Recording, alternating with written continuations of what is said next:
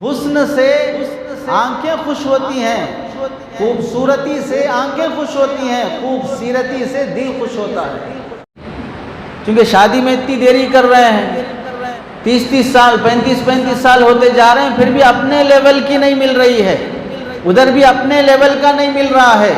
35 سال 38 سال 40 سال ہوتے جا رہے ہیں، ایسی چمڑی کی ہونا، ایسی گوری ہونا، یہ خاندان کی ہونا، یہ ہائٹ ہونا، وہ فلاں ہونا، ایسا ہونا ہے تو سوسائڈ کر لے کے مر گئے تو وہاں کچھ ملیں گا۔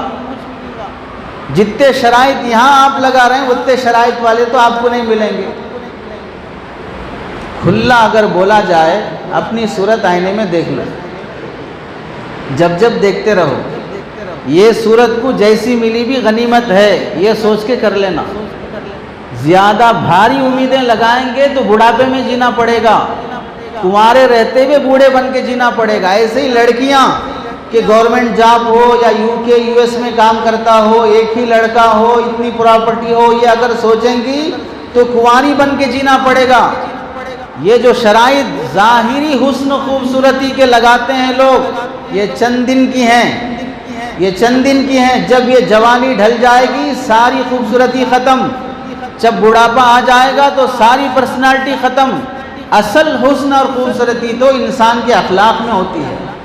اس لیے صورت دیکھنے سے زیادہ سیرت دیکھ کے نکاح کرو، خوبصورتی سے زیادہ خوبصورتی دیکھا کرو۔ حسن سے آنکھیں خوش ہوتی ہیں، خوبصورتی سے آنکھیں خوش ہوتی ہیں، خوبصورتی سے دل خوش ہوتا ہے۔ کتنی گوری لڑکیاں ایسی نہیں ہیں جن کے طلاق نہیں ہو رہے ہیں؟ کیوں طلاق ہو رہے ہیں ان کے؟ خوبصورتی میں کچھ کمی ہے۔ UK US کی لڑکیاں خوبصورت نہیں ہیں، کیا وہاں پر طلاق نہیں ہو رہی، خلا نہیں ہو رہی ہے؟ تو آدمی کو چاہیے کہ سیرت دیکھ کر نکاح کرے، صورت دیکھ کے نکاح نہ کرے۔